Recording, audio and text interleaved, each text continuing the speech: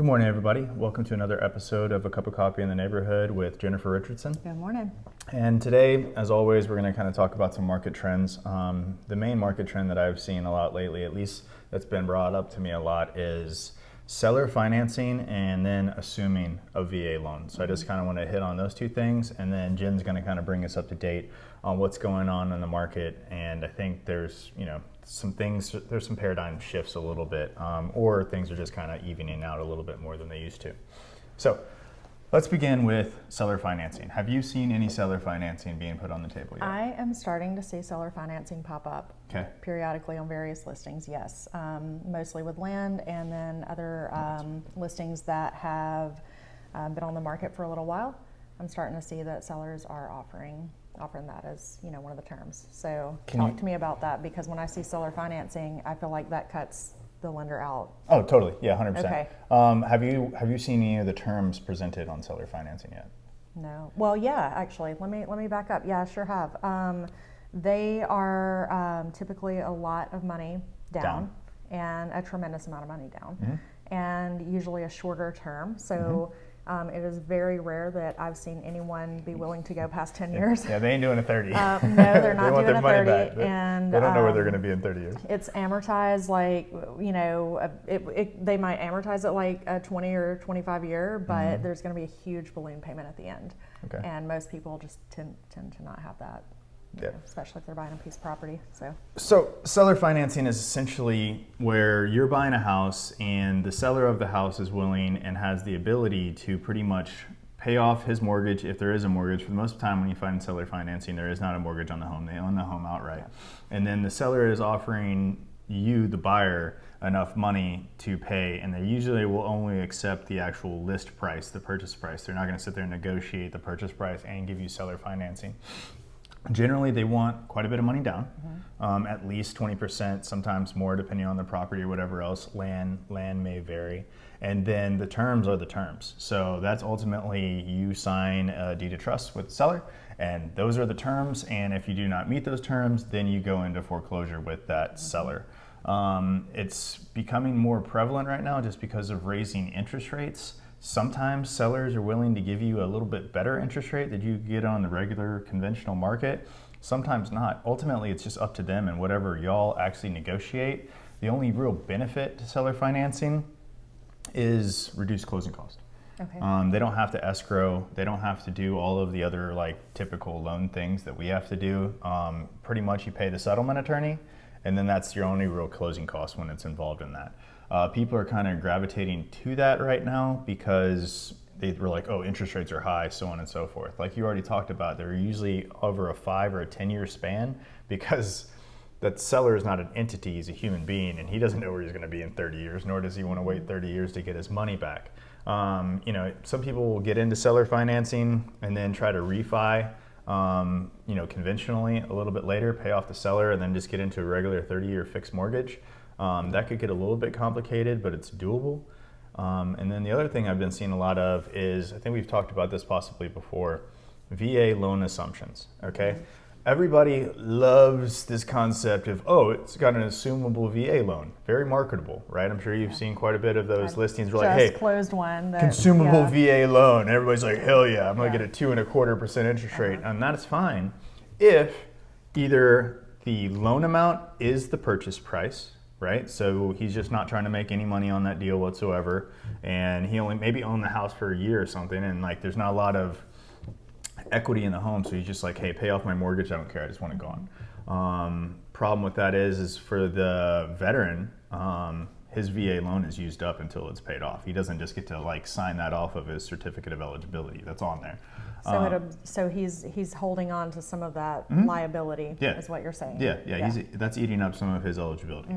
You're not just, the VA's not just going to be like, cool, non-veteran human being that just assumed this loan, we're good now. That's just not how they're going to be. And the other way that it can kind of work out sometimes is, say for instance, you have a $500,000 house. The veteran owns $300,000 on that house, and he has a 2.25 on that $300,000. The purchase price is $500,000 though. So if you want to assume that loan, you are now coming to the table with an extra $200,000 cash. Wow. So that is the way a VA loan assumption works. It doesn't have anything to do with the loan originator like myself. It's all going to go through the servicer.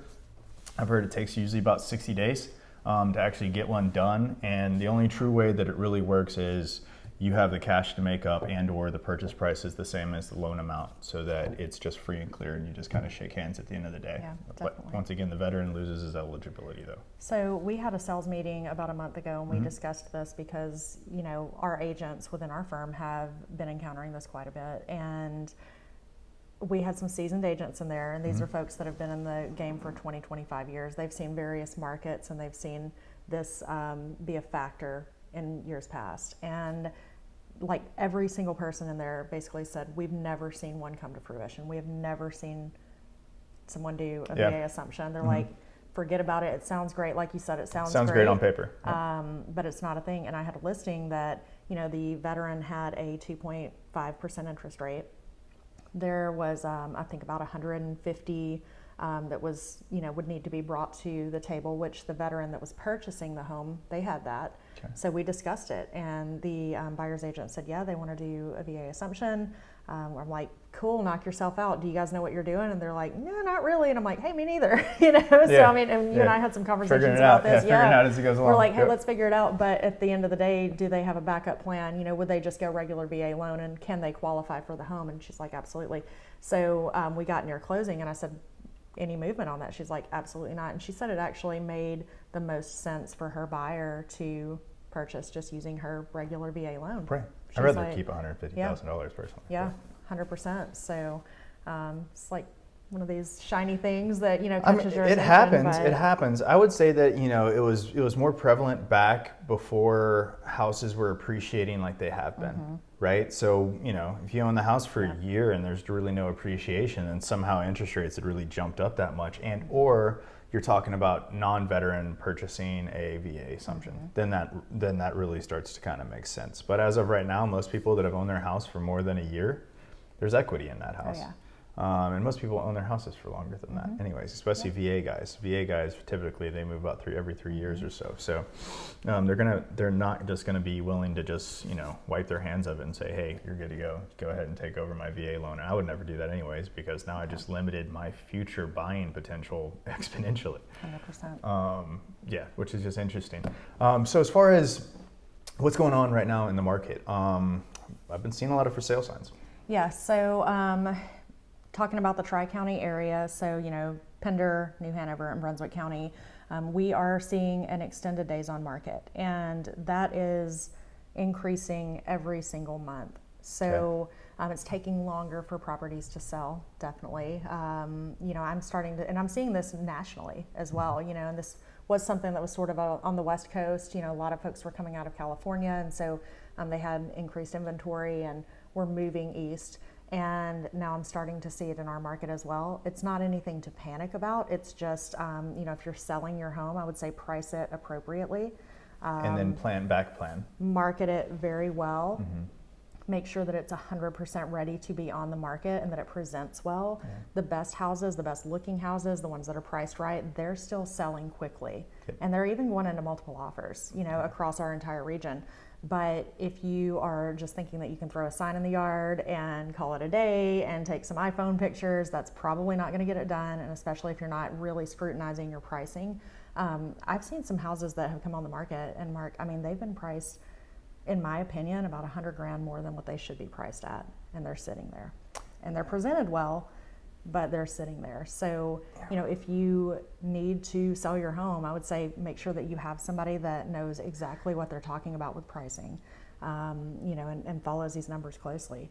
So we aren't seeing values decline everywhere. I am still seeing values mostly appreciate, just at more of a slower rate. As far as last month's stats, you know, they were appreciating about 3% year over year. So whereas before it was around 15 to 16%. So things are starting to slow. Become more of the norm. Become more normal, yep. And you know, the way that benefits buyers in the market is that we're seeing more concessions. So we're seeing sellers be willing to pay some closing costs. They are, you know, willing to do due diligence repair requests. And honestly, like sales price to list price, I'm seeing that decline as well. So, you know, that was around 98%. I think last time we talked about this, I saw it tick down to about 96%. So, So there's some negotiations happening again. there's some negotiation. List price doesn't necessarily mean what it's going to close at. And the way that also benefits the buyer with concessions is that they can use things to buy down their rate. They can, use those concessions to just bring less money out of pocket. So it's all good things. I mean, it's starting to become a little more balanced. So, and I needed to. Yeah, I mean, and most people that are selling their houses right now, there's a ton of equity. So, you kind of just got to gauge, hey, is it worth it right now for me or not? And that's an individual choice. That's not a choice that me or Jen could ever tell anybody to make. Sure. Everybody can be a salesperson, be like, oh no, blah blah, you should do this. But at the end of the day, that's an ultimate kind of decision you need to make. But it seems to me like if you're going to sell your house, a little bit more time, a little bit more effort. Absolutely, more time, more effort. And I mean, I think that we tend to look at things very much from like the numbers perspective and numbers and time, and that's really our job. Yeah. But I think it's important to remember that everyone's not looking to sell their home just to make a profit. And the numbers are important, of course, but sometimes your plans just change. So, and when your plans change, whether that's an unfortunate scenario, a divorce or something, or a death, whether it's something really exciting like the family's growing and you need more space, you've just got to weigh those decisions and see what makes the most sense for you. But I would say that just be a little more patient and setting expectations on the front side. So it's important stuff. And getting somebody that's knowledgeable that you can trust. Yeah. So, other than absolutely. that, we hope that y'all have a fantastic week, and I hope that we get a little bit of a break from the heat. And I hope all of y'all are well. If any of us can be of any type of service, just reach out to us, and see you next time.